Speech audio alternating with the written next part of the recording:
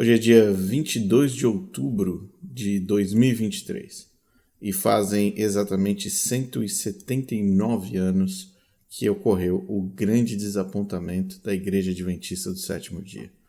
E um desapontamento que vocês já sabem no que deu, porque honestamente as pessoas que estavam naquela época, e principalmente William Miller ou Guilherme Miller, não leram textos básicos da Bíblia que dizem claramente que ninguém sabe o dia e ninguém sabe a hora.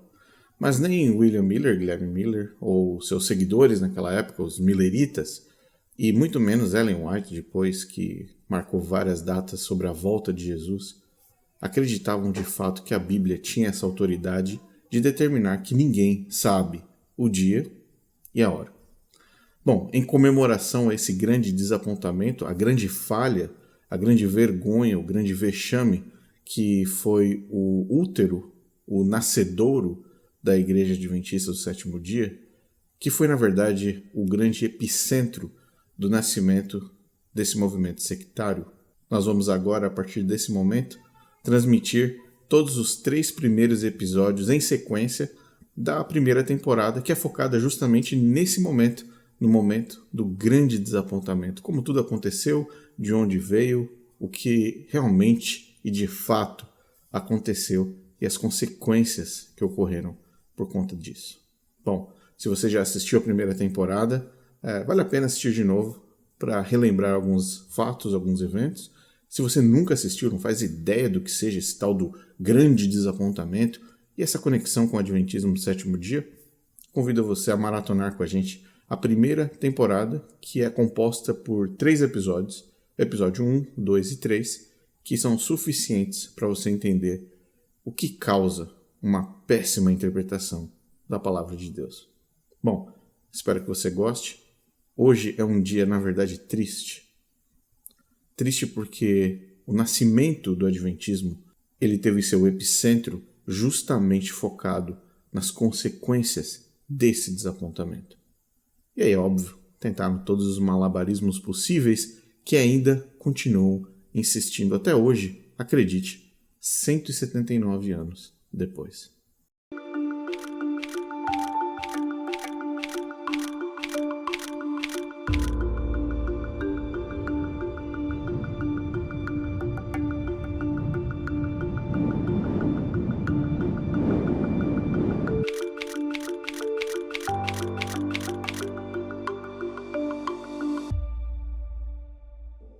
A pergunta que mais importa no cristianismo é quando Jesus vai voltar. Muita gente tentou responder essa pergunta de todas as formas possíveis, mas teve um cara que tentou responder isso, mas ao mesmo tempo ele criou um problema que dura até hoje. Este é William Miller, nascido em 15 de fevereiro de 1782 em Pittsfield, no estado de Massachusetts, nos Estados Unidos. Ele foi educado pela mãe, Dona Paulina, e seu pai, veterano de guerra. William não foi para um colégio ou uma universidade tradicional. Ele estudou em casa com a sua mãe até os 18 anos, e o que ajudou bastante foi que ele era viciado em leitura. Ele gostava tanto de ler que quando ele era jovem ele teve acesso exclusivo a bibliotecas particulares de gente muito nobre e importante da época, que viram no William um rapaz curioso e dedicado para estudar. Bom, nessa parte inicial você percebeu que William Miller foi um garoto criado na fazenda pelos pais, ele nunca frequentou uma escola tradicional e ele não obteve nenhuma formação acadêmica. Ele basicamente estudou com a mãe durante toda a sua infância e adolescência. O que era basicamente normal naquela época, acesso à escola, acesso aos estudos, era algo bastante complexo e nem todo mundo tinha acesso. E, na verdade, William Miller era mais um ponto da estatística da sociedade em geral, em termos de educação.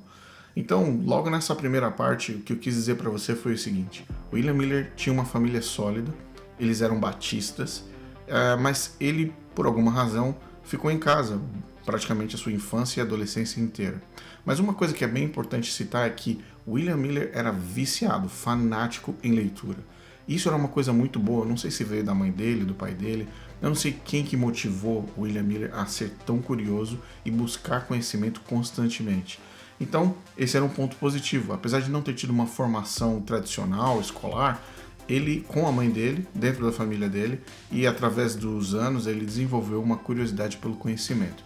E isso é o que vai ser basicamente a base para toda a história de William Miller. Você vai perceber isso nos próximos blocos.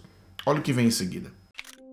Em 1803, Miller se casou com Lucy Smith e se mudou para uma pequena propriedade em Putney, no estado de Vermont.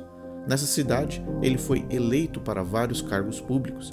Já adulto, Miller decidiu abandonar suas raízes batistas e se tornou um deísta. Seu vício por leitura e a busca constante pelo conhecimento não diminuíram. Ele era considerado uma pessoa influente na cidade e, por isso, ele foi convidado para fazer parte de um grupo seleto que estava expandindo suas raízes nos Estados Unidos.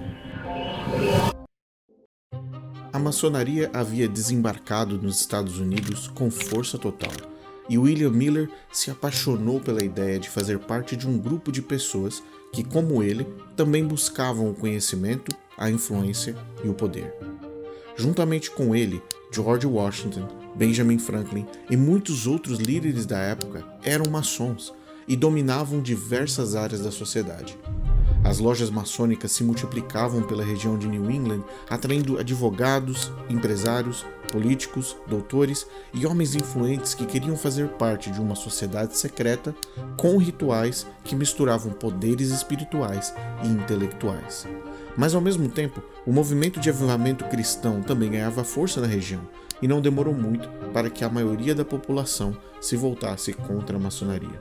Ativismo político de rua e manifestações públicas combatiam os maçons nas cidades e o clima ficou violento. Por um lado, os maçons se tornaram alvos de violência pública. Da mesma forma, ativistas que eram contra as sociedades secretas eram assassinados. A situação estava tensa e muitas pessoas de ambos os lados começaram a desaparecer. Pois é, William Miller era maçom. Você sabia disso? Muita gente não sabe. Muita gente não faz ideia de que William Miller, um dos líderes principais, como é conhecido, do Adventismo, era maçom. Na verdade, antes de ser maçom, ele era deísta, que era um movimento ainda um pouco anterior a toda essa camada de religiosidade, espiritualismo e todas essas forças religiosas que foram crescendo nos Estados Unidos no século XIX. Portanto, ele saiu de uma situação onde era educado pela família, sem formação escolar tradicional, se tornou um maçom com uma excelente posição na cidade e também com bastante influência. William Miller possuía o perfil ideal para um homem do século XIX, casado e com filhos, com conhecimento, respeito e influência, incluindo seus bens e propriedades. Um garoto nascido na fazenda vivendo o seu melhor momento. Mas a vida é uma caixinha de surpresas. Explode a Guerra de 1812 entre americanos e britânicos. Miller reuniu uma companhia de 30 homens locais e viajou para Burlington, Vermont. De lá, ele foi transferido para o regimento de infantaria e foi promovido a capitão. Ele lutou junto com os americanos e indígenas e o inesperado aconteceu. Os Estados Unidos venceram a Batalha de Plattsburgh. William sobreviveu e escreveu uma carta para sua mulher dizendo: "Ao olhar para o que enfrentamos, percebíamos que seríamos derrotados, mas no entanto, vencemos." William Miller não voltaria para casa da mesma forma, e isso literalmente mudou a sua história para sempre. Pois é, sempre dizem que a guerra mexe com a vida das pessoas, e mexe de verdade. Guerra é uma coisa horrível, guerra é uma coisa que nunca deveria acontecer, mas quando acontece, ela transforma a vida das pessoas. E uma coisa que aconteceu com William Miller foi exatamente isso. A guerra mexeu com a cabeça dele. Olha só, você tem um cara que é extremamente pragmático, racional, um cara que é voltado para o conhecimento, busca conhecimento de todas as formas, procura encontrar razão em todos os pontos da vida. De repente você vê esse cara metido numa guerra. E essa guerra, literalmente uma guerra que era perdida. Os Estados Unidos não tinham força para vencer o Reino Unido. Aquela batalha, particularmente, era uma batalha de 3 soldados britânicos para 1 americano. E diga-se de passagem que os americanos não eram 100% só o exército americano, eram os americanos misturado com os indígenas, misturado com os escravos. Era um exército misturado com todas as possibilidades que você pode imaginar de experiência. E vamos combinar que o William Miller, baseado no que você já aprendeu, não tinha muita experiência militar. Olha só onde ele foi parar. Então isso mexeu com a cabeça dele de um jeito que ele tinha certeza que ele ia morrer, ele tinha certeza que eles iam perder a batalha, mas nada disso aconteceu. Quando ele volta da guerra, ele volta com a cabeça dele virada ao avesso, porque ele fala, cara, não é possível, como é que a gente ganhou essa batalha? Você enfrenta uma guerra de longe, é uma coisa, mas você lutar uma guerra ali, no meio, vendo as pessoas morrerem, sendo literalmente assassinadas na sua frente, e você lutando pela sua própria vida, o sentido da vida muda.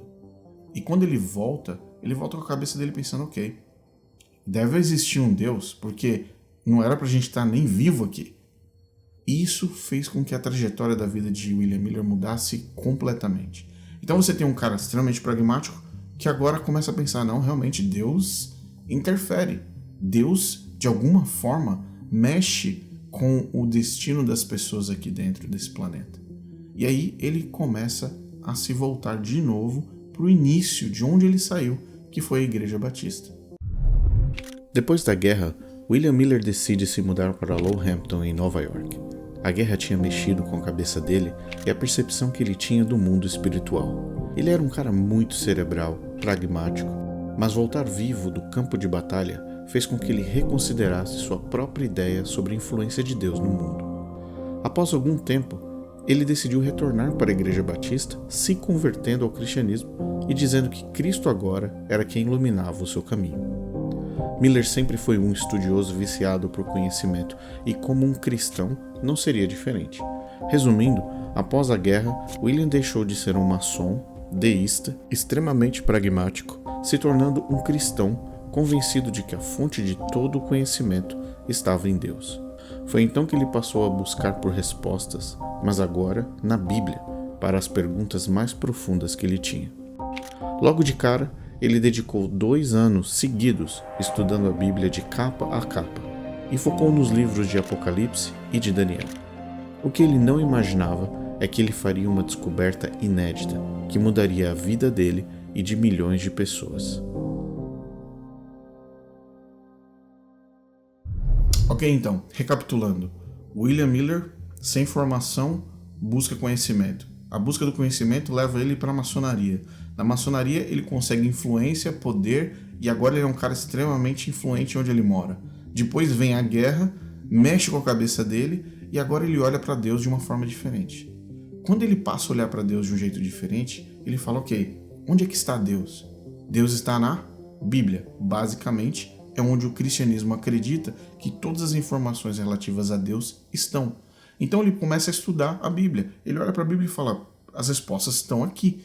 Então eu vou gastar o maior tempo possível para conseguir estudar esse livro e entender. Olha só, William Miller do passado, estudioso, mas deísta e maçom, aquela personalidade se transforma numa energia para entender o que é Deus. A energia que ele colocou estudando a Bíblia revelou para ele uma possibilidade, uma teoria, uma possibilidade de que ele tinha encontrado algo que ninguém antes tinha considerado. E ele começou a fazer as contas e olhou, peraí, tem algo aqui que ninguém está falando, que ninguém percebeu.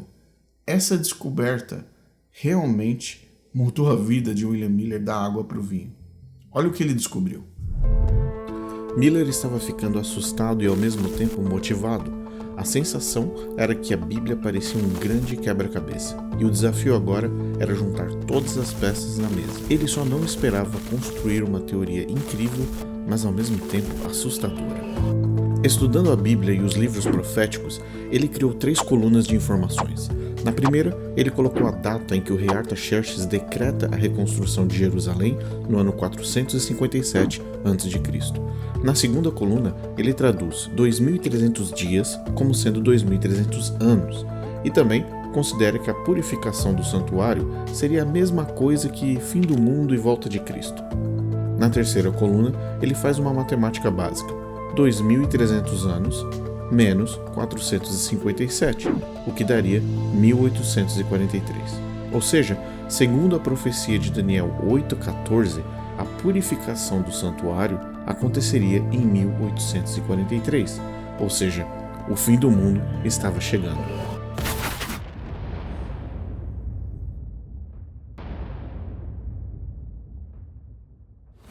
Agora imagina você com essa informação. Imagina você estudando 2 anos, aprofundando cada vez mais a sua visão nos estudos proféticos do Apocalipse, do livro de Daniel e de muitos outros livros da Bíblia, e chegando à conclusão que sim, Jesus voltaria no tempo em que ele estava vivo, que o fim do mundo estava mais perto do que qualquer pessoa tinha antes imaginado ou considerado. Imagina a cabeça dele, como é que estava nesse momento. Ou seja, ele confiava na capacidade de estudos que ele tinha, e ele confiava tanto que ele começou a desenvolver uma teoria complexa, mas sólida, baseada nos estudos dele, para apresentar para as pessoas que estavam morando perto dele, para a família dele, ou para a igreja dele. Ele, na verdade, tinha que falar com alguém. Mas o que aconteceu foi completamente o oposto. Ele segurou essa informação por 13 anos. Ele ficou de boca fechada por 13 anos. Porque ele não fazia ideia nem como apresentar isso para as pessoas. Como é que você chega para alguém e fala, o mundo vai acabar, se prepare. A única opção que você tem é entregar a sua vida para Deus, é entregar a sua vida para Cristo. Para pensar nisso. É de explodir o cérebro. E ele ficou segurando, calado, lutando com ele mesmo, com o que fazer com essa informação. William Miller passou a reunir todos os materiais de seus estudos sobre profecias bíblicas, catalogou, ilustrou e montou um kit para palestras que ele mesmo usaria durante as reuniões. O fim do mundo aconteceria em apenas 13 anos e não dava mais para adiar. 1843 era a data. Ele apresentou o tema pela primeira vez em sua igreja local em Nova York. A princípio, os membros ficaram impressionados com a teoria do fim do mundo e pediram que ele continuasse ensinando por mais 6 dias. Após sua primeira sequência de palestras, mais de 20 pessoas se batizaram, aceitando Jesus Cristo e se convertendo. William Miller não era professor, pregador, pastor ou erudito da academia, mas isso não impediu que ele começasse a desenvolver uma habilidade inesperada de comunicação e oratória. A partir de 1834, os convites se multiplicavam em todo o país. Através do movimento, Miller conheceu Joshua Himes, que se tornaria o seu editor e marqueteiro, e Joseph Bates, um dos mais importantes líderes do movimento. Ambos ajudaram a atrair centenas de milhares de pessoas, e com elas, mais líderes para o millerismo que influenciavam em todas as camadas da sociedade. William Miller nunca imaginaria que a mesma mensagem da volta de Cristo e do fim do mundo atrairia tanta gente. Joshua Himes criou um jornal, Os Sinais dos Tempos, e através desse periódico a mensagem avançava ainda mais. Os locais de reuniões já não eram grandes o suficientes e por essa razão os líderes do movimento decidiram realizar eventos ao ar livre. E em tendas, cada sequência de palestras atraía entre 3 a 4 mil pessoas todas as noites, e o grande dia estava cada vez mais perto. Jesus estava voltando em 1843. Essa era a data. Na verdade, ele esticou um pouco. Ele falou, Jesus volta entre 1843 e 1844. Ele deu mais ou menos um ano aí de choro para que a coisa acontecesse. Mas, enfim, não dava mais para segurar. E como você viu agora há pouco, ele arregimentou um movimento grande para fazer essa mensagem chegar ao maior número de pessoas. E muitos líderes da época se juntaram com ele. Olha só que coisa maluca. Pessoas que eram membros de outras igrejas decidiram se juntar com William Miller para pregar a mensagem da volta de Cristo. Ok, a mensagem tinha 2 colunas básicas. 1. O fim do mundo é o fim do mundo. Acabou. Esse mundo que você conhece vai deixar de existir em 1843. 2. Jesus é a pessoa que vai provocar o fim do mundo. Então, se você quiser ter alguma chance, se você quiser ter qualquer possibilidade de sobreviver, você tem que se entregar a ele. Você tem que se converter dos seus pecados, aceitar Jesus Cristo como seu Salvador e se preparar para o retorno da volta de Cristo. 2 eventos. Fim do mundo, volta de Cristo. Combinados, significavam uma maior descoberta do mundo do cristianismo. A maior descoberta do século. Isso era explosivo, basicamente. Então, William Miller precisou de muita ajuda. Ele começou a pregar na igreja dele, na igrejinha pequenininha e tal. Ali já se batizaram 20 pessoas em 6 dias de palestras. Dali para frente, foi só crescendo, a ponto de uma equipe completa pregadores contratados, jornais, panfletos, editoriais, livros, tudo que você pode imaginar que aquela época poderia ser capaz de produzir em termos de mídia, foi feito. Patrocinadores, investidores, construção de locais, campais, tendas, tudo que você pode imaginar foi feito para espalhar essa mensagem. William Miller realmente acreditava que Jesus voltaria em 1843, 1844, e todas as pessoas que estavam nas outras igrejas, batistas, metodistas, presbiterianas, ortodoxas, eles eram o alvo principal da mensagem, mas logo de cara eles começaram a sair das igrejas lentamente, dessas igrejas tradicionais, e se unirem ao movimento millerita. É o que você vai ver agora nessa próxima fase. A atenção ao redor de William Miller cresceu tanto que ele era considerado um líder religioso, e seus seguidores eram conhecidos como os Milleritas, nome que veio do seu próprio sobrenome. O ano do retorno de Cristo estava chegando, 1843, mas ele tinha cogitado que poderia acontecer entre 1843 e 1844. O movimento millerita estava crescendo e milhares de pessoas se tornavam seguidores a cada dia, e já haviam dezenas de pastores recrutados pelo movimento para pregar a mensagem ao maior número possível em diversas regiões. O slogan de suas mensagens e cruzadas evangelísticas era: "Você está pronto para encontrar com o seu Salvador?" Porém, nem tudo era tão fácil. Grupos e líderes de outras religiões e movimentos acusavam William de distorcer a Bíblia completamente, e com muita frequência eles visitavam as tendas e reuniões dos milleritas encapuzados simplesmente para atacar as pessoas fisicamente, verbalmente e destruindo os materiais, atirando ovos e alimentos podres como uma demonstração clara de oposição de muitos em diversas cidades. Esses ataques eles eram liderados por igrejas opositoras ao entendimento de Miller. Geralmente eram membros das igrejas batistas, calvinistas e ortodoxas. A grande preocupação dos líderes das igrejas tradicionais da época era o fato de que William não tinha nenhuma formação bíblica.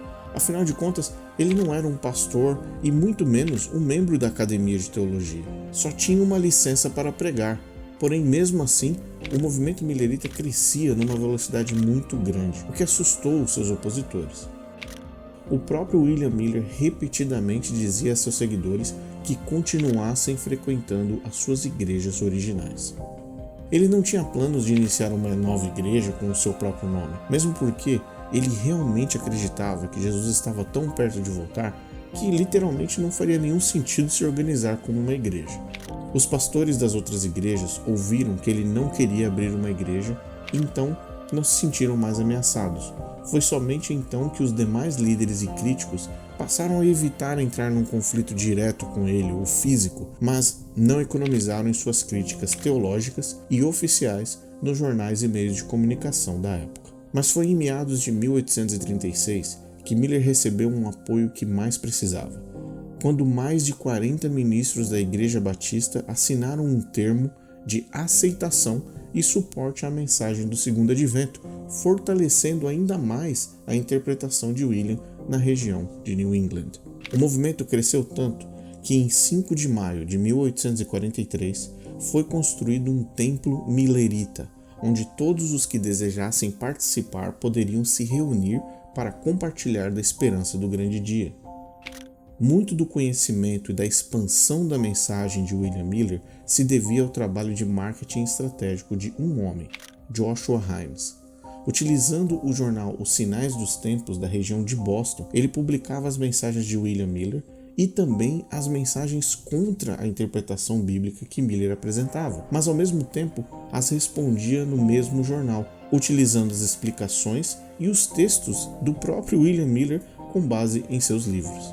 Esse periódico aumentou o alcance da mensagem de uma forma absurda e milhares de pessoas ficaram sabendo da suposta data do fim do mundo. Muitas pessoas assinaram o jornal Os Sinais dos Tempos, mas eles não queriam ficar só lendo o jornal. Muitos, convencidos pela mensagem do Segundo Advento, tomaram a iniciativa de criar uma união de crentes do Advento. Eles desejavam se encontrar fisicamente e compartilhar suas ideias e esperanças num local único. Foi então que, em setembro de 1840, foi formada uma Conferência Geral dos Crentes do Segundo Advento e em outubro do mesmo ano, no dia 13, se reuniram pela primeira vez, mas William Miller não foi por conta de uma doença e uma febre muito forte. Mas mesmo assim, a reunião aconteceu. Após muita pressão de seus seguidores e dos líderes do movimento, William Miller apresentou a data oficial da volta de Cristo, que aconteceria em 21 de março de 1843. Agora, com 62 anos, ele começou a escrever cartas a todos aqueles que estavam ansiosos pelo grande evento, encorajando a cada um deles, dizendo que estava muito próximo o dia da volta de Jesus. As pessoas recebiam as cartas que eram lidas em igrejas locais, em reuniões de avivamento, e se sentiam mais fortes e firmes em sua decisão de se preparar para o retorno de Jesus. Porém, 21 de março de 1843 veio, passou e nada aconteceu.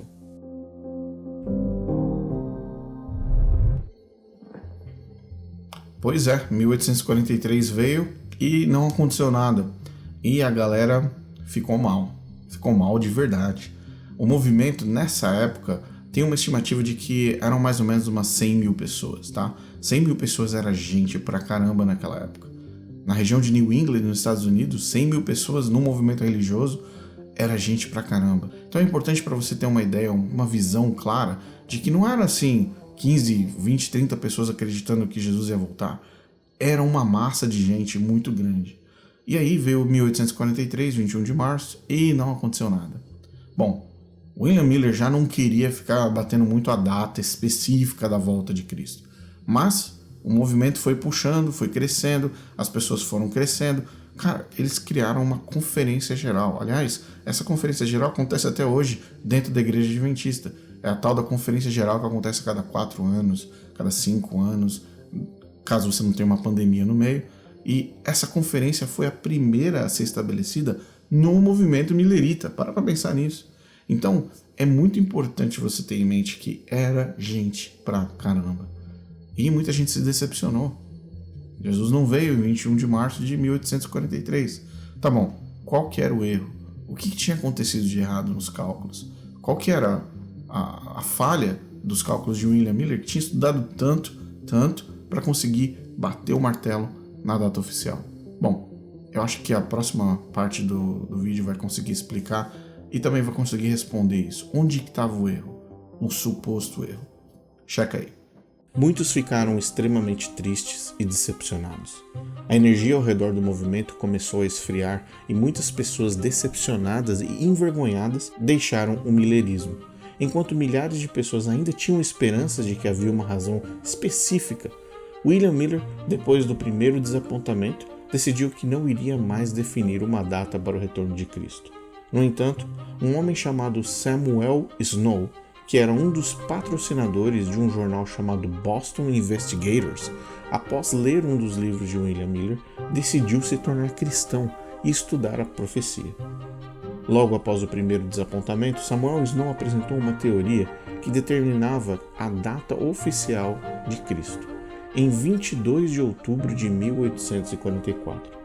William estava sem muita coragem para bater o martelo numa nova data, mas decidiu estudar as evidências de Samuel Snow. William retornou a seus livros e estudos e, questionado por muitos, disse que ele havia cometido um erro de cálculo e Deus havia apresentado uma nova luz. A data oficial, de fato, era 22 de outubro de 1844, baseado no princípio que em Levítico e Abacuque existe um período de 7 meses e 10 dias antes do julgamento final, o que coincidiria com a data do Yom Kippur, no 10º dia do 7º mês do calendário judaico. Após explicar seu suposto erro, todos os seguidores se sentiram aliviados e ainda mais confiantes de que era tempo suficiente para se preparar e encontrar com Cristo voltando ao planeta Terra. William e seus seguidores ainda criaram um slogan para suas reuniões de evangelismo, no 10º dia do 7º mês.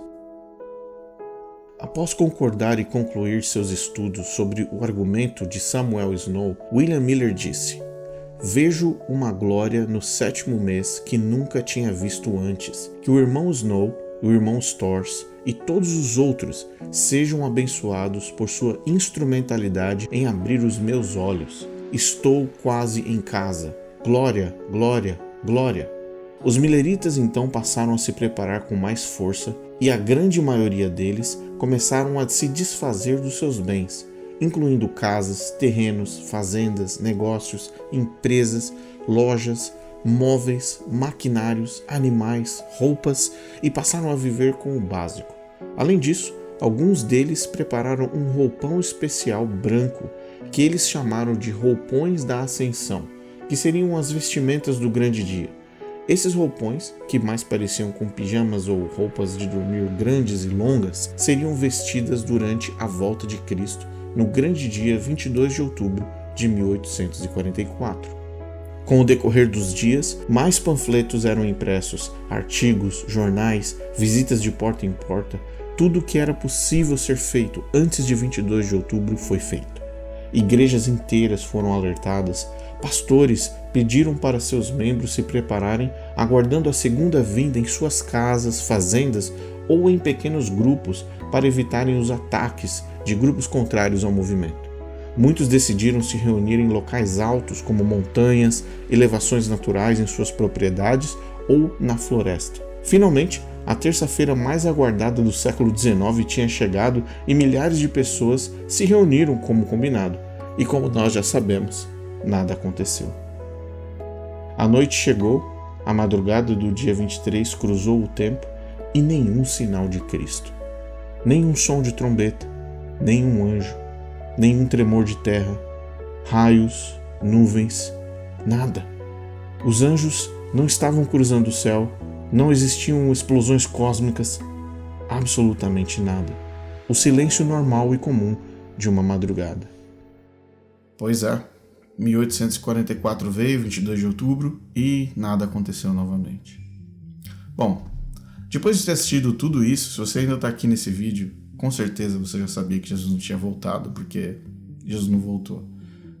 Isso é uma coisa que você já sabia. Talvez o que você não sabia era o percurso inteiro de como as pessoas chegaram nesse ponto. E aí fica a pergunta, como é que as pessoas acreditaram nisso? Como foi que as pessoas literalmente acreditaram que Jesus voltaria em 22 de outubro de 1844? E uma das coisas que eu fico pensando até hoje é como as pessoas acreditam em tantas coisas.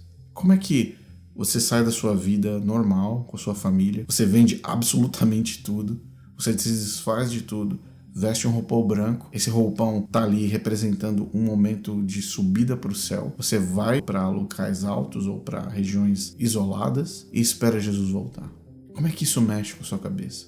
A que ponto, o que é necessário ser feito para que pessoas literalmente acreditem em líderes que têm como objetivo, muitas vezes, a crença do coração deles, ou do que eles acreditam ser verdade, ou muitas vezes outros interesses? Como é possível isso? Em 1844, William Miller e a grande decepção, ou o grande desapontamento, são exemplos claros de como seres humanos acreditam sem questionar. É importante você questionar. É importante você fazer seus próprios estudos. É importante você avaliar se tudo que falam para você de fato é verdade ou se é mentira, ou se tem uma camada de interesse por cima de tudo isso. É importante você avaliar que toda essa formação de ideias muitas vezes tem objetivos escusos. Eu não quero dizer que William Miller tinha algum objetivo escuso, ou que ele era um cara que era um charlatão. Eu, olhando toda essa história, olhando para trás todos os estudos que nós fizemos para esse vídeo, dá para perceber que ele realmente acreditava que Jesus voltaria. Mas o que me chama a atenção é que em nenhum momento os líderes do movimento, essas pessoas nesse caso nunca se desfizeram das coisas deles. Eles nunca venderam as casas, eles nunca venderam as fazendas.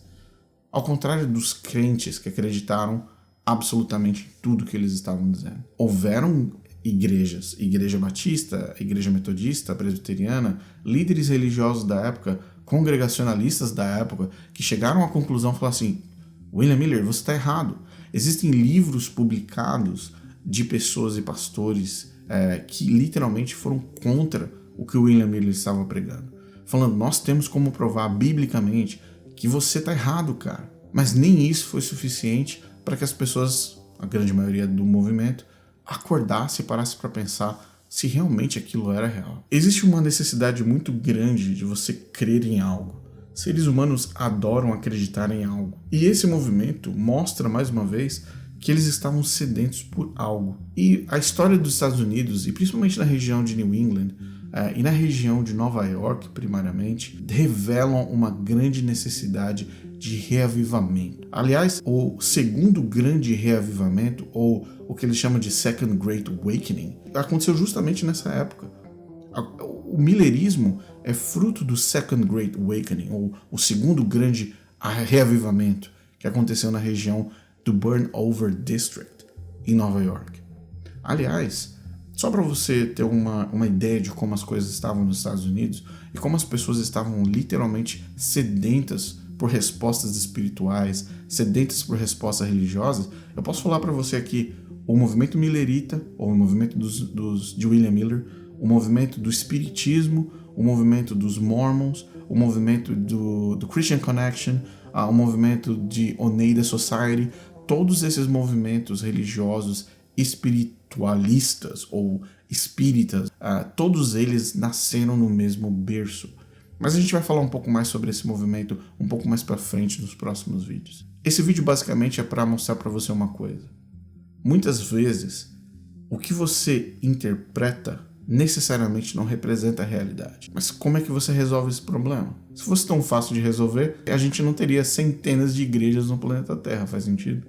Centenas de igrejas que cada uma interpreta a Bíblia muitas vezes de formas diferentes. Mas uma lição que a gente pode tirar da história de William Miller e dessa situação vexatória, que foi 22 de outubro de 1844, é literalmente considerar um ponto. Cuidado com os líderes que você segue. Questione, estude, avalie. Não se jogue da montanha porque 70 milhões de pessoas estão se jogando. Pense. E aqui abaixo eu vou deixar uma descrição da maioria dos links de onde nós literalmente pesquisamos todas essas informações. Uma outra coisa também que é importante, nós vamos deixar um pacote de imagens, tudo que nós temos de documento fotográfico da época e que você viu aqui no vídeo, vai estar num arquivo zipado, disponível para você fazer o download se você quiser ter como lembrança.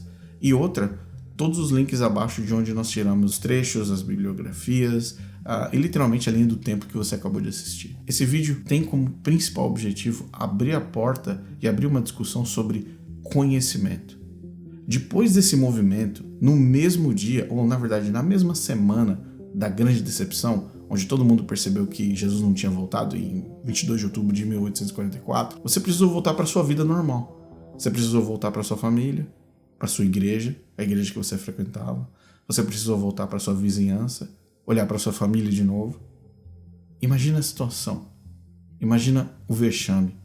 Todo mundo olhando para você falando, eu te avisei, certo? Mas um grupo pequeno de pessoas começou a identificar um novo momento.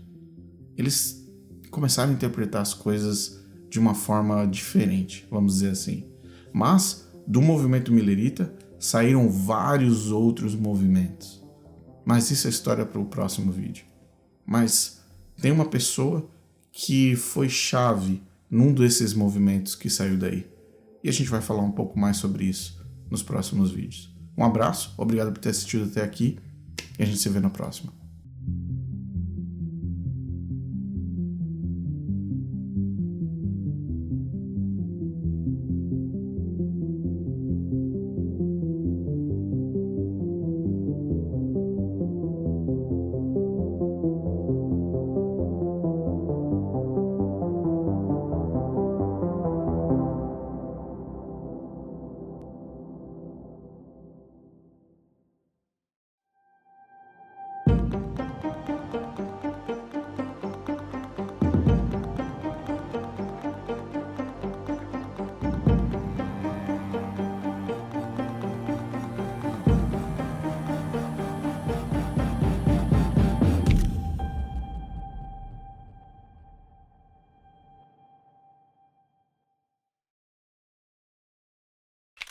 E aí, tudo bom?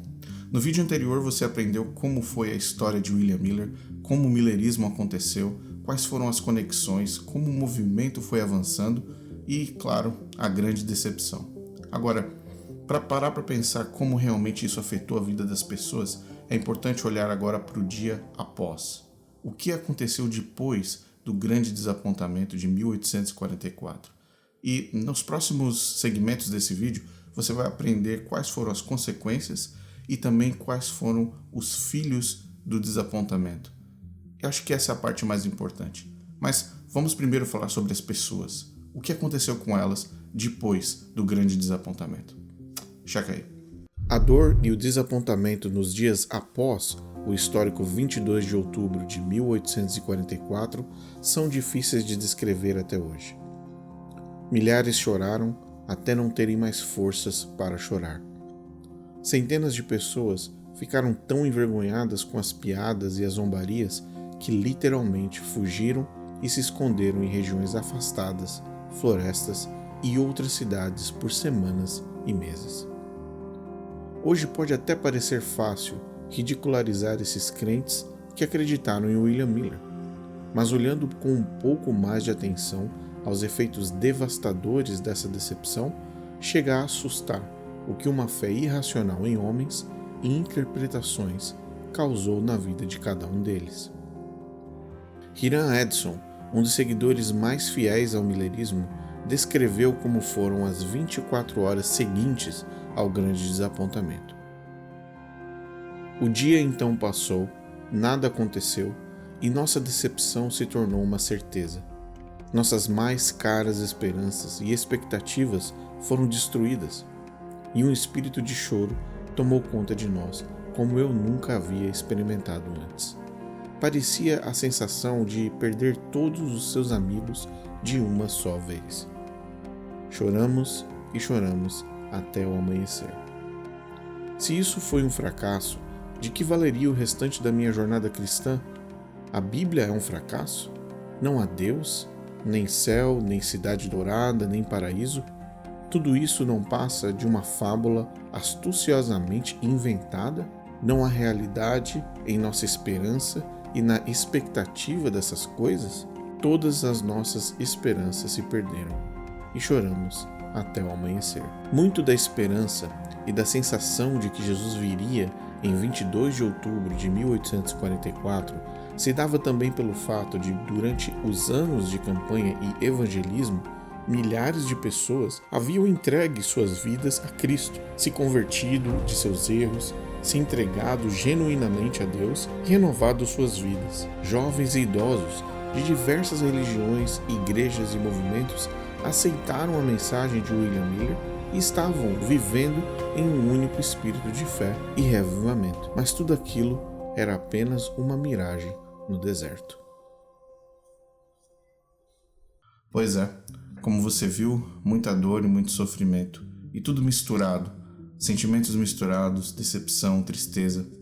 E infelizmente os dias seguintes ao grande desapontamento não foram fáceis para ninguém. Muitas das pessoas que de fato acreditavam que Jesus voltaria, e ainda acreditavam naquela época, eles tecnicamente sofreram em proporções que eles nunca imaginaram. Mas, para entender melhor como esses grupos foram divididos, você precisa entender como o núcleo do millerismo, ou seja, as pessoas que faziam parte do millerismo, foram divididas após o grande desapontamento.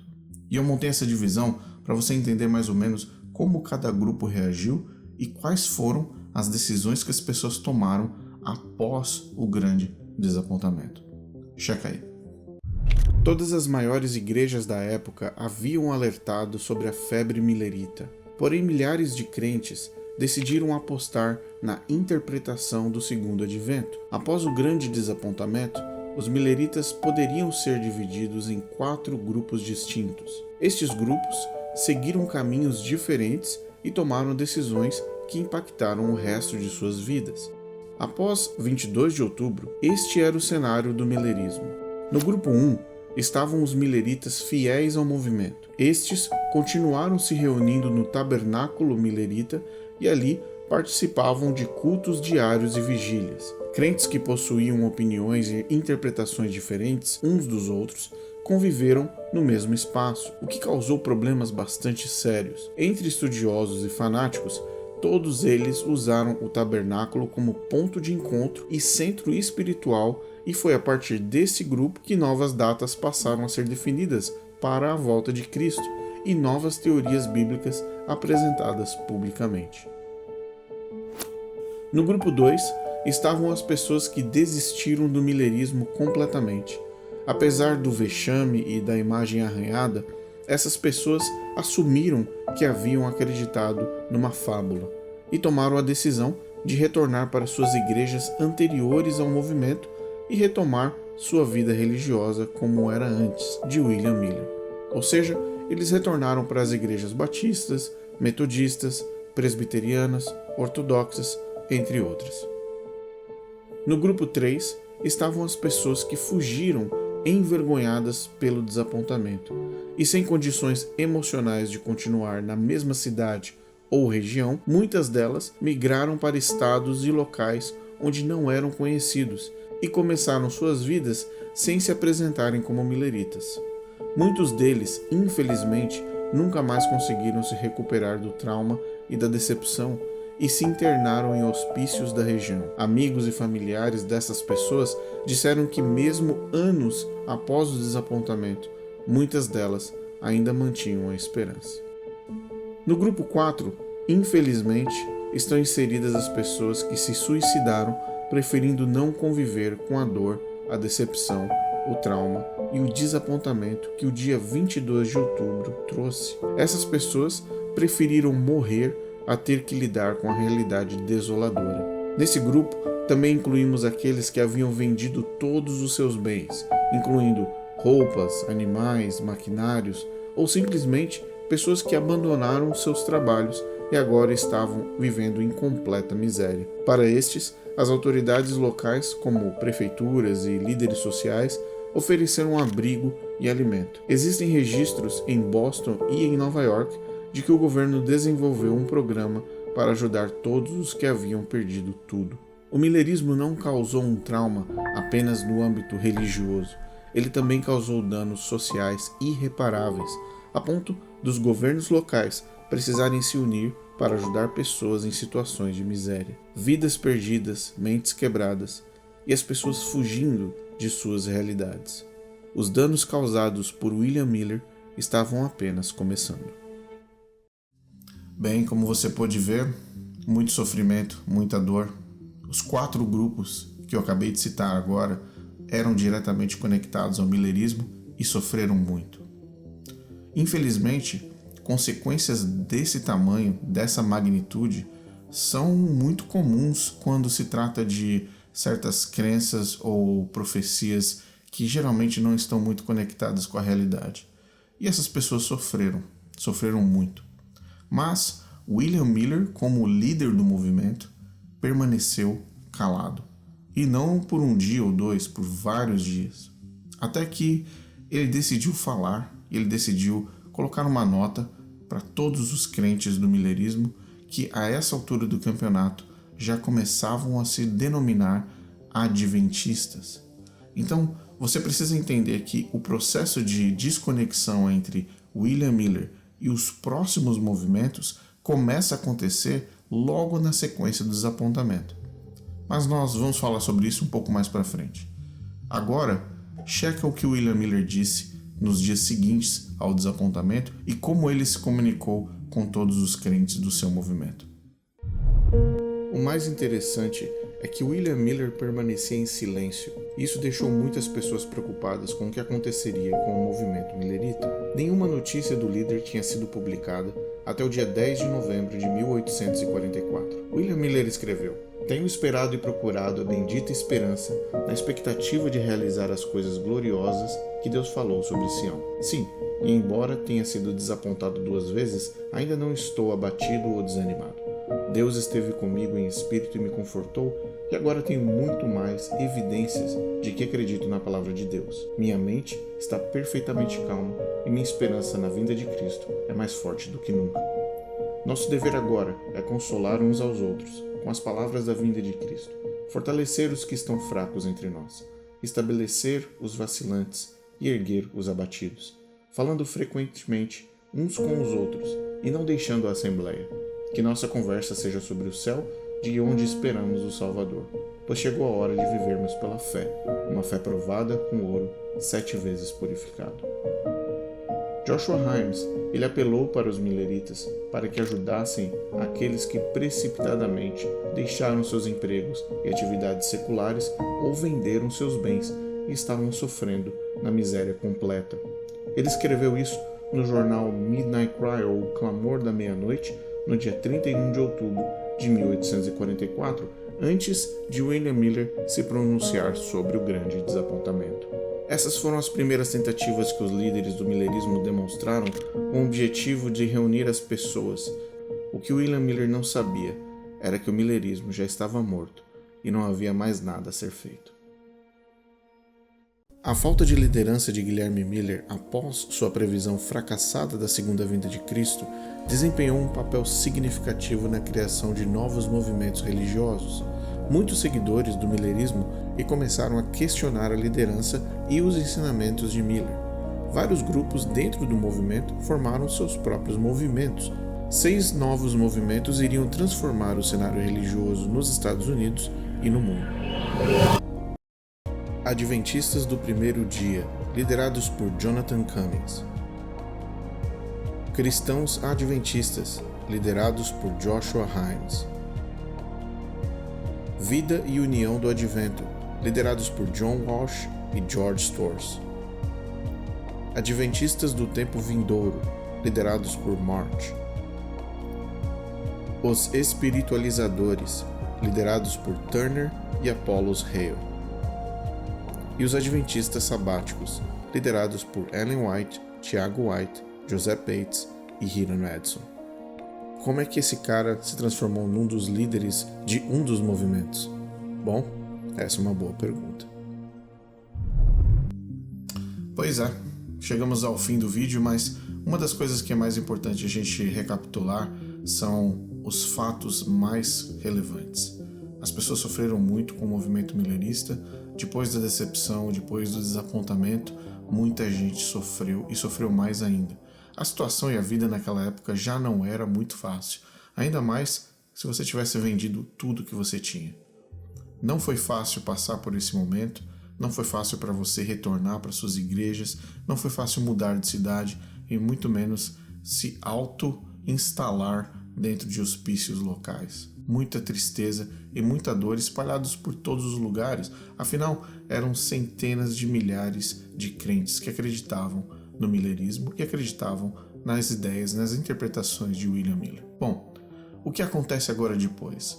Como William Miller deixa de ser uma pessoa central no movimento, principalmente por causa da ausência dele, o próprio movimento começa a desenvolver novos movimentos internos, e isso causa um rebuliço completo. Muitas pessoas olharam para a situação e falaram, já que Jesus não veio, tem que haver uma resposta, tem que haver uma nova explicação. E eles foram tentar buscar uma explicação para aquilo. Muitas pessoas foram para a Bíblia, outras pessoas voltaram para os temas estudados pelo William Miller, e muitas pessoas passaram a acreditar no mover do Espírito Santo ou nas revelações do Espírito Santo através de visões, através de sonhos e através de interpretações distintas da Bíblia. Esses movimentos começaram a nascer dentro do próprio millerismo no mesmo ano de 1844, então não demorou muito. Aliás, eu acho que Miller errou na hora que ele não se comunicou rapidamente com as pessoas. Demorou muito, e quando ele foi se comunicar e tentou novamente reunir o movimento, já era tarde demais. Bom, mas agora que você já aprendeu o que era 1844 no primeiro vídeo, quem era William Miller, e agora as consequências do dia e nos dias seguintes ao desapontamento, o que falta agora é continuar indo em frente nessa linha cronológica, e no próximo vídeo eu vou mostrar para vocês em detalhe alguns desses movimentos que nasceram do millerismo e os principais movimentos que foram responsáveis pela criação de muitas igrejas que você conhece até hoje. Dentre elas, muitas igrejas que talvez até mesmo você frequente. É muito importante você também notar que todos os movimentos que saíram do millerismo e as igrejas que partiram do movimento millerita, todas elas têm, de alguma forma ou de outra, resquícios dessa época. tanto na sua doutrina, como na sua cultura, como na forma como as leis, textos, profecias são interpretadas e também no comportamento de cada uma dessas igrejas. Mas isso é conversa para o próximo vídeo. Portanto, não deixe de se inscrever no canal, fique atento nas notificações e nos vemos no próximo vídeo com mais informações sobre essas igrejas e esses movimentos que nasceram do Millerismo. Até a próxima.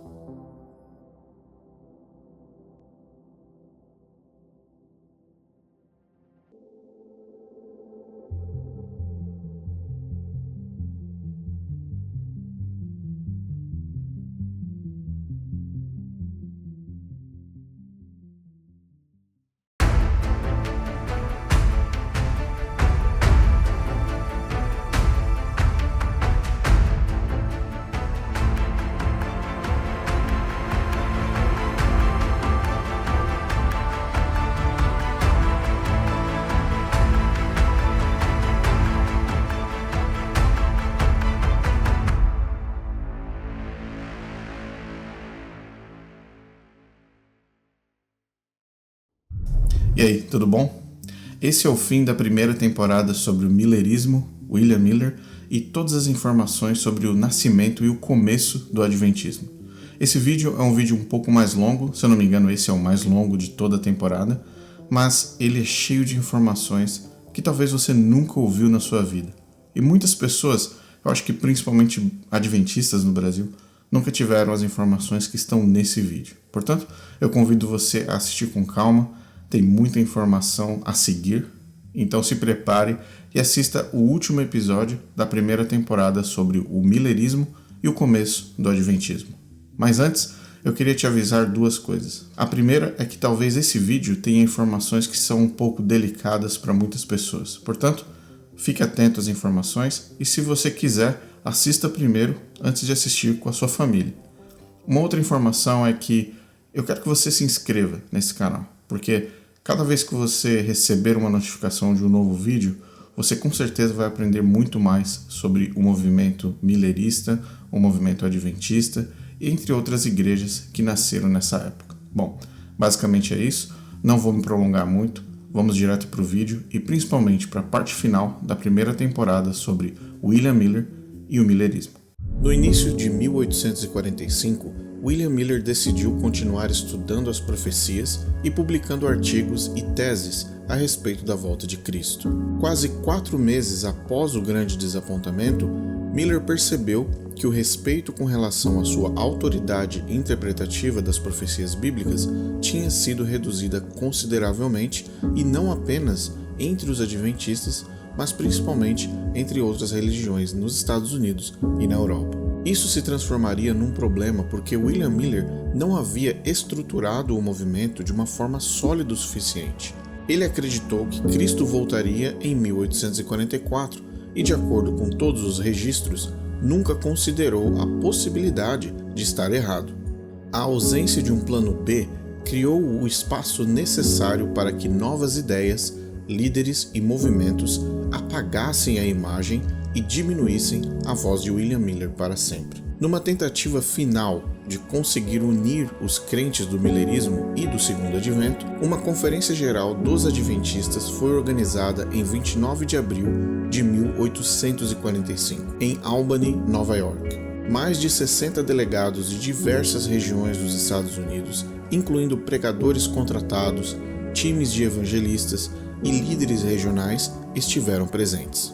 Essa era uma reunião estratégica com basicamente 3 objetivos principais: sentir o clima entre os líderes de regiões fora de Massachusetts e Nova York após o desapontamento, definir quais seriam as principais doutrinas e o entendimento bíblico com relação à volta de Cristo e à salvação, desenvolver uma liderança e um plano de pregação da mensagem adventista millerita. Essas 3 áreas eram muito importantes, porque dentro do movimento millerita já haviam segmentos que apontavam numa direção completamente diferente daquela que William Miller e seus líderes acreditavam estar corretamente baseadas na Bíblia. Muitos hoje consideram que William Miller fundou o chamado Adventismo puro, e que sim, errou em seus cálculos proféticos.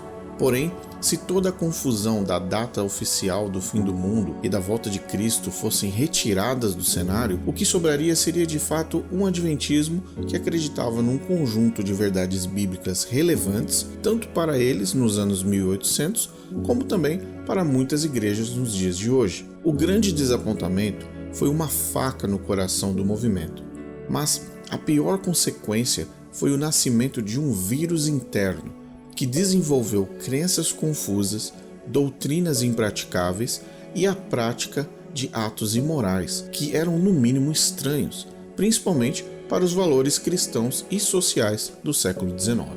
William Miller tinha ainda o sonho de proclamar a volta de Cristo, mas entre seus próprios líderes e seguidores, a visão de um movimento sólido ficava cada vez mais longe. Ficou claro que William Miller estava perdendo literalmente o controle do próprio movimento. E esse desafio estava ficando cada vez maior. Muitas pessoas no grupo, por exemplo, que acreditaram que Jesus voltaria, ficaram perdidas, porque já não sabiam mais no que acreditar. Outras pessoas começaram a estudar novamente a Bíblia para tentar entender onde estava o erro. Outras pessoas iniciaram movimentos aleatórios que tinham como base outras doutrinas, outras interpretações. E você vai ver no próximo bloco agora que existiam 3 problemas e 6 movimentos. Isso junto causou um problema ainda maior, mas existiam 2 grupos específicos que estavam causando um problema mais sério ainda e que se tornariam num divisor de águas para o movimento millerita. Dá uma olhada. Existiam 6 movimentos principais sendo representados na Conferência de Albany e 3 problemas que precisavam ser resolvidos. Um deles, por exemplo, seria a forma como o movimento se organizaria. Porém, 2 desafios eram ainda mais sérios. O primeiro eram os movimentos que se denominavam adventistas, porém atuavam em casas privadas com práticas estranhas em diversas regiões, promovendo cultos que envolviam sexualidade, espiritismo, visões e mediunidade. O segundo problema era a divisão entre um grupo de apoiadores da doutrina do fechamento da Porta da Graça e aqueles que eram contra essa ideia. Vamos falar sobre o primeiro problema: os fanáticos espiritualizadores. Os espiritualizadores sempre fizeram parte do grupo de seguidores de William Miller. Eles eram pessoas que haviam deixado suas igrejas, religiões ou seitas aceitando a mensagem da volta de Cristo em 1844. Esses grupos religiosos sofreram uma grande influência do espiritualismo, do espiritismo e das práticas do oculto, vindas da região do Burnover District, em Nova York. A Igreja Metodista, por exemplo, era na época uma das igrejas que acreditavam em formas de culto e experiências espirituais ligadas ao oculto e atos coletivos não convencionais. Após o desapontamento, muitos membros destes grupos passaram a acreditar numa combinação de doutrinas que eles mesmos criaram, como por exemplo, o entendimento que Jesus havia voltado sim em 1844, porém Cristo ele habitava dentro das pessoas. Eles pregavam que a volta do Messias já tinha ocorrido, mas de forma invisível, e cada pessoa carregava Cristo dentro de si mesmo. Esse grupo realizava suas reuniões privadas nas casas dos interessados em ouvir a mensagem que eles nominavam de mensagem do Advento. Eram reuniões fechadas e restritas a um grupo específico de pessoas. Uma das principais crenças era das revelações divinas através de visões e sonhos. Essa crença já existia em outras religiões desde 1730, antes mesmo de William Miller nascer, porém ficou ainda mais forte após o desapontamento. No grupo dos espiritualizadores existiam diversas mulheres responsáveis por realizar as revelações. Elas, na maioria das vezes, entravam num tipo de transe mental e físico, como se estivessem paralisadas e sob o controle de algum tipo de força sobrenatural. Durante ou após esse transe, elas retornavam a si com uma mensagem supostamente vinda dos céus ou da parte de Deus para os donos da casa onde eles se reuniam. Uma outra prática era dos contatos físicos e abraços íntimos e invasivos durante os cultos realizados por esse grupo. As práticas mais comuns eram de mulheres que rolavam no chão, cantando e imitando como se fossem crianças, se rastejando e fazendo barulhos como gemidos e urros. Outras mulheres beijavam os pés dos líderes dos grupos, comumente chamados de pastores. O beijo nos pés descalços era um ato de humildade perante o líder espiritual e era obrigatório como um tipo de bênção a ser recebida através dos beijos dados nos pés. Outros atos relacionados a este grupo eram os famosos beijos santos ou Holy Kiss. Esses beijos aconteciam entre pessoas do mesmo grupo ou com as visitas e convidados do culto. Os beijos eram na boca, na testa, no rosto e nas mãos. Demais atos como relações sexuais, batismos em águas, o casamento e o relacionamento com múltiplas esposas, consideradas esposas espirituais, e o recebimento de revelações proféticas e mediúnicas através de mulheres vestidas ou nuas em visão, eram também comuns ao grupo de espiritualizadores. Além destas crenças, os espiritualizadores adventistas também praticavam o lava-pés em suas reuniões e aconselhavam aos membros de seus grupos a não ocuparem nenhum trabalho formal, vivendo apenas de doações, alimentos e dinheiro doado entre os grupos e apoiadores. Pais de famílias e homens solteiros que se associaram a este grupo eram chamados de vagabundos e perdidos na vida em suas cidades locais. Muitas cidades passaram a ter sérios problemas com este grupo após o grande desapontamento de 1844, e diversas pessoas foram presas por conta desse tipo de reunião que aconteciam nas cidades. Porém, a grande maioria continuava a expandir seus números e isso se transformou num sério problema para William Miller, que viu o movimento adventista em pleno risco. Pois é, muita gente não fazia ideia de que grande parte do adventismo nasceu de grupos como os espiritualizadores. Esse é um assunto tão delicado, que muitas pessoas não gostam nem de comentar. Mas esse foi o berço de onde saiu o adventismo. E se você nunca ouviu falar nesse grupo, é provavelmente porque você nunca teve acesso aos documentos oficiais, livros e diversas outras fontes de informações que foram ficando no passado, que foram ficando para trás. É muito claro que a origem de um movimento, ou a origem de uma religião, afeta o futuro dessa religião, em vários termos. Do ponto de vista cultural, do ponto de vista comportamental e também, principalmente, nas crenças e nas doutrinas desse grupo.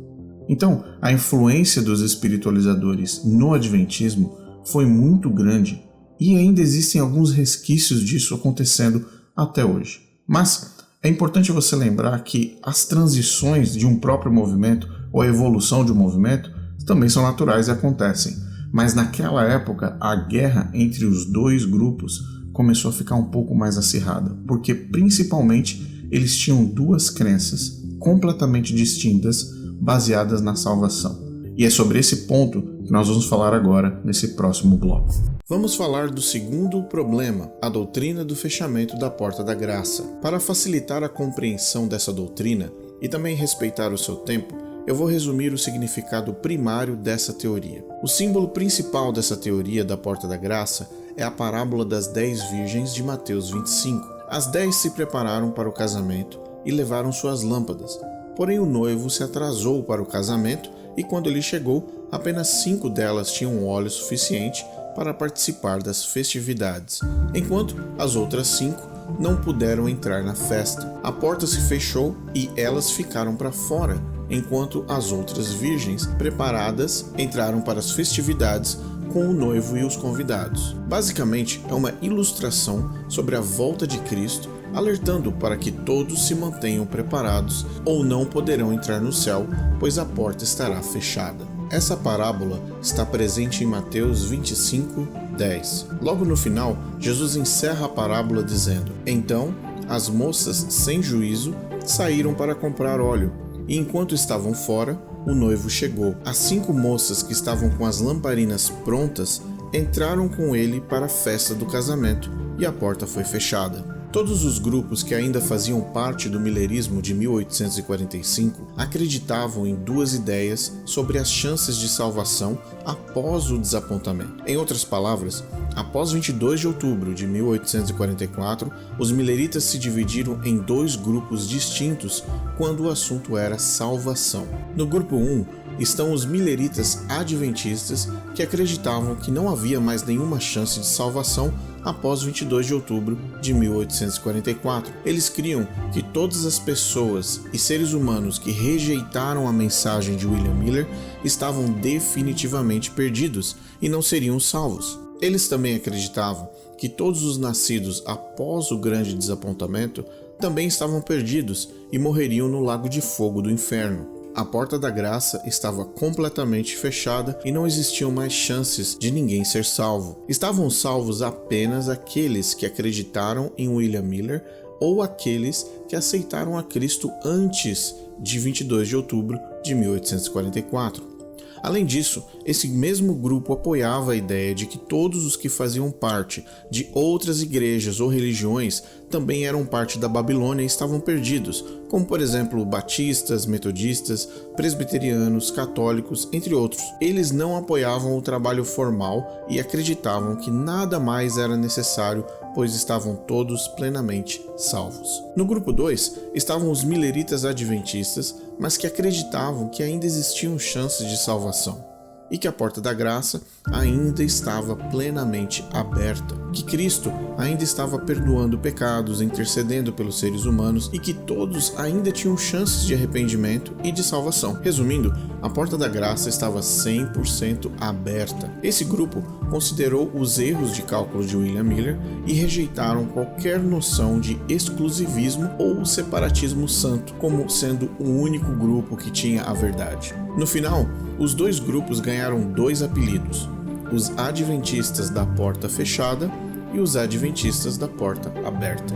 Esse não era um problema pequeno. Além de todas as possíveis implicações que ambas teorias traziam na época, o próprio movimento automaticamente também iria sofrer com a continuação desse conflito de ideias. William Miller já havia abandonado a ideia da porta da graça fechada. Ele tentou acreditar nessa proposta, mas em alguns meses considerou que era uma doutrina errada. Porém, ele sabia que o grupo que poderia trazer mais prejuízo para o seu movimento era justamente a galera adventista da porta fechada. Afinal, se a porta estava fechada e não haviam mais chances de salvação, para que então era preciso pregar que Jesus estava voltando? Por que sair correndo para converter o mundo, se não haviam mais chances de alcançar o céu? É claro que William Miller e os demais líderes do movimento rejeitaram com firmeza essa ideia e na conferência de Albany votaram pelo entendimento claro de que sim, a salvação em Cristo estava amplamente disponível e que todos os esforços necessários para que mais pessoas se entregassem a Cristo deveriam ser aplicados diariamente, porque Cristo estava sim muito perto de voltar ao planeta Terra. Bem, como você viu, eram duas doutrinas separadas. Algumas pessoas acreditavam que não tinha mais jeito de se salvar. Jesus, Deus, todos eles tinham fechado a porta de salvação e todos os outros que tinham acreditado em William Miller, eles estavam plenamente salvos. E eles poderiam fazer o que eles quisessem da vida deles, que eles não perderiam a salvação. Outro grupo, um pouco mais centrado, eles pararam para pensar que sim, houve um erro, mas que a salvação ainda estava disponível para as pessoas. Esses dois grupos estavam conflitando de uma forma direta dentro do movimento. Então, foi preciso que algumas ações e algumas decisões fossem tomadas durante a Conferência de Albany para que essas divisões e para que essas diferenças doutrinárias fossem resolvidas de uma vez por todas. Então, nesse próximo bloco, você vai ver quais foram as decisões que foram tomadas com o aval de William Miller e também dos delegados e quais as posturas que eles tomaram com relação aos espiritualizadores. Então, assiste aí. No documento final da Conferência de Albany em Nova York, houveram 3 votos e comentários específicos sobre esses problemas que acabamos de citar. O primeiro voto foi uma resolução, e essa resolução dizia o seguinte: não temos confiança ou acreditaremos em quaisquer novas mensagens visões, sonhos, dons de línguas, milagres, dons extraordinários, revelações, impressões, revelações de espíritos ou ensinamentos, etc, etc, que não estejam de acordo com a palavra não adulterada de Deus. Um segundo voto pertinente a esses temas também foi realizado, que não tenhamos comunhão ou aceitemos as fábulas judaicas e os mandamentos dos homens, e que o ato de lavar os pés promiscuamente e o beijo santo, como praticado por alguns que se dizem adventistas, tanto como cerimônias religiosas no chão, como um ato de humildade voluntária, raspar a cabeça para se humilhar ou agir como criança sem entendimento, não é apenas antibíblico, mas subversivo, sem pureza ou moralidade. E considerando também que nossas congregações já sofreram muito com pessoas que se inseriram no ministério e ensinaram erros, usando palavras suaves e discursos aparentemente justos, enganaram os corações simples e os desencaminharam. No final, uma afirmação oficial de William Miller sobre o fechamento da Porta da Graça, dizendo: "Eu não tenho confiança em nenhuma das novas teorias que surgiram do movimento, a saber que Cristo veio como noivo, ou que a Porta da Misericórdia foi fechada, ou que foi o cumprimento de uma profecia em qualquer sentido." William Miller, 1845. William Miller e os líderes do movimento eram completamente contra todas essas doutrinas novas que estavam surgindo dentro do millerismo. Na verdade, vamos chamar de adventismo. Dentro do adventismo, todas essas doutrinas dividiam o grupo. Então, William Miller tomou as decisões que você acabou de ver, os votos e as resoluções foram tomadas oficialmente, e com isso o grupo ficou oficialmente dividido. E a separação entre os espiritualizadores e também o movimento adventista ficou muito claro e muito definido. Porém, as pessoas que tinham parte com os espiritualizadores ainda estavam presentes dentro das outras regiões. E o que aconteceu foi a criação de movimentos diversos e espalhados em vários estados da região de New England. Uma das coisas mais importantes que você precisa entender é que William Miller era completamente contra esses dois aspectos, as doutrinas perversivas vindas desse grupo de espiritualizadores, a crença de que a porta estava fechada, ou seja, que não havia mais salvação, as práticas desses grupos, e então ele tentou se separar não apenas oficialmente, mas também doutrinariamente. Ele não poderia ter a imagem dele, ou a imagem do millerismo, àquela altura do campeonato, relacionada com essas pessoas. É muito importante também você entender que o movimento adventista ou o adventismo nasce no meio desse conflito, nasce no meio dessa guerra ideológica, no meio dessa guerra doutrinária.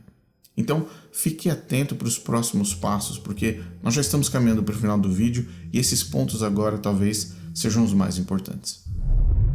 Algumas semanas após a Conferência de Albany, em 1845, William Miller e Joshua Himes passaram a visitar diversas regiões nos Estados Unidos para ver com os próprios olhos os efeitos do desapontamento e, ao mesmo tempo, acompanhar o trabalho dos delegados. Ambos estiveram numa visita aos adventistas na área de Portland, no estado do Maine, para oferecer uma assistência a todos os delegados, pregadores e membros da comunidade. No entanto, a Conferência de Albany era muito impopular entre os crentes da Porta Fechada, que eram a grande maioria naquela região e que viam os adventistas da Porta Aberta como tendo rejeitado a mensagem do Advento de 1844. Eles não foram bem recebidos e tiveram bastante dificuldade em dialogar com os adventistas daquela região. William Miller notou que seus problemas eram muito maiores porque, além de não conseguir convencer os adventistas da Porta Fechada a desistirem dessa doutrina, ele também notou que os espiritualizadores e fanáticos eram em grande parte adventistas da Porta Fechada. Era como se a pólvora e o fogo se unissem dentro do movimento, destruindo qualquer possibilidade de diálogo. Na região de Portland, Maine, os adventistas que viviam ali já consideravam que a Porta da Graça estava fechada e que somente eles estavam salvos. Em outras palavras, eles não poderiam mais perder a salvação, enquanto outras pessoas não poderiam mais recebê-la. Eles deixaram seus empregos, Eles não trabalhavam em suas fazendas ou negócios, não frequentavam nenhuma igreja, viviam vagando pela cidade sem rumo e atacando verbalmente todos os que não pertenciam ao grupo deles, se reuniam diariamente em casas privadas, promovendo cultos com práticas estranhas e acreditavam em visões e revelações através de mulheres visionárias e passaram a adotar superstições em suas crenças fundamentais. Para piorar ainda mais a situação, eles ainda utilizaram vários jornais locais para promover a mensagem, incluindo um jornal semanal chamado A Esperança de Israel, ou The Hope of Israel, o que auxiliou na disseminação dessas novas ideias no adventismo entre a maioria das congregações do Advento no Maine e em outras partes do país. Muitos dos líderes dos maiores movimentos adventistas que existem até hoje surgiram de dentro desse grupo de espiritualizadores adventistas da porta fechada. Nos anos seguintes, William Miller perdeu completamente o controle do movimento e, após diversas tentativas em reunir os líderes e reformular o entendimento comum de um adventismo que ainda estava nascendo, percebeu que não era mais possível controlar as deformidades de sua própria criação. William Miller passou por muitos desapontamentos. Não apenas as datas erradas, as interpretações falhas, mas primariamente ver com seus próprios olhos um movimento gigantesco definhar lentamente de forma tão espúria. O fim do millerismo marca o começo de diversos movimentos que foram influenciados pelas crenças, pelos hábitos, a religiosidade e as crendices da época. O que era uma iniciativa religiosa baseada num estudo profético, se transformou numa mistura entre espiritismo, ocultismo, sexualismo e doutrinações antibíblicas que tomaram conta de grande parte dos Estados Unidos no século XIX. Poucos foram os adventistas que permaneceram fiéis a William Miller, e a força dos diversos grupos que emergiam apagou a imagem de um homem que havia liderado centenas de milhares de pessoas. Nos anos imediatamente seguintes a 1845, a maioria dos ex-milleritas se dividiu em dois grupos organizados, a Associação Evangélica Adventista e a Igreja Cristã do Advento. Ambos os grupos se opuseram fortemente contra o pequeno grupo que era composto por adventistas da porta fechada e espiritualizadores que estavam crescendo e que estavam também estudando uma nova teoria baseada nos estudos de William Miller. Esse grupo era liderado por uma jovem visionária conhecida pelo nome de Ellen Harmon. Esses adventistas acreditavam que William Miller estava correto sobre a data de 1844, mas estava errado sobre o evento que supostamente havia ocorrido. Eles argumentaram que um evento diferente tinha acontecido em 22 de outubro de 1844, um tipo de julgamento que envolvia uma combinação entre Cristo, o santuário e a definição oficial de quem estaria salvo ou perdido. William Miller sempre foi contra essa interpretação. Pois é.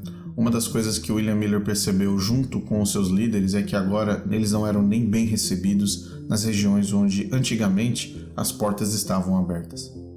Bom, o movimento millerita tinha oficialmente morrido e agora existiam os dois movimentos ou as duas organizações adventistas. Cada uma delas seguiu para uma direção, com diferentes líderes, com diferentes crenças.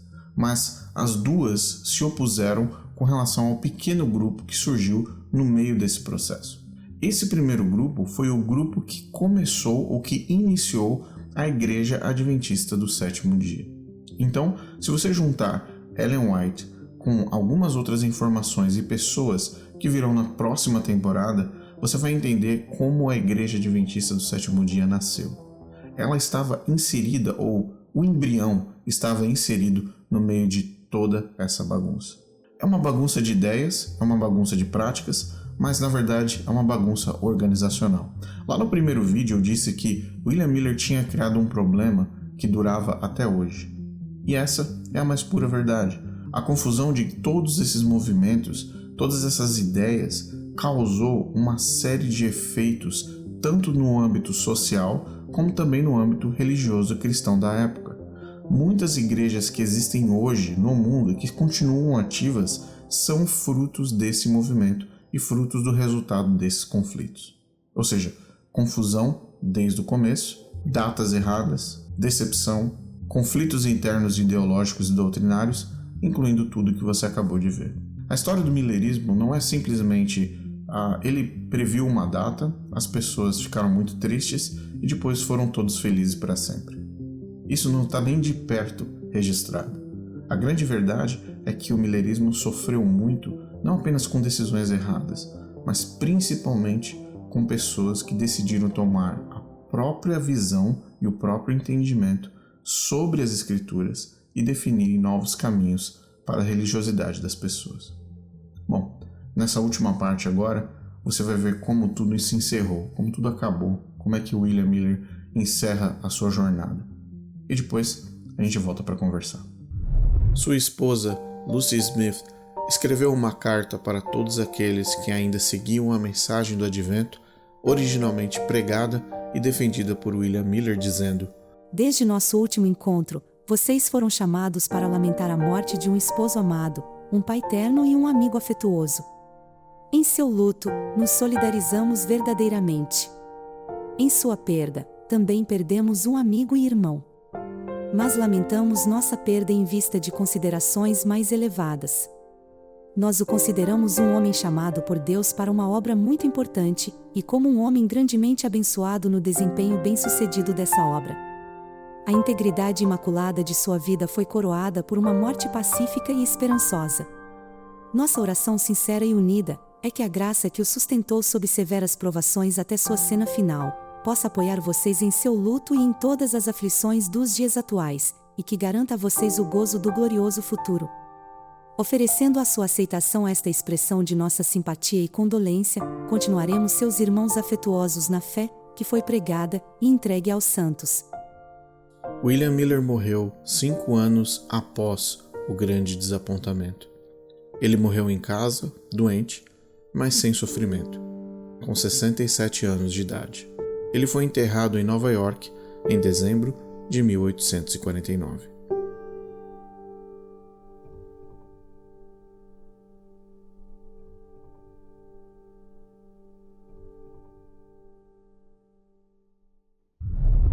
Para muitas pessoas, William Miller continua sendo um profeta. Para outras pessoas, William Miller foi só um cara que confundiu as coisas. Para outros, ele foi responsável por um dano muito maior. A gente não sabe qual era, no final das contas, a intenção de William Miller.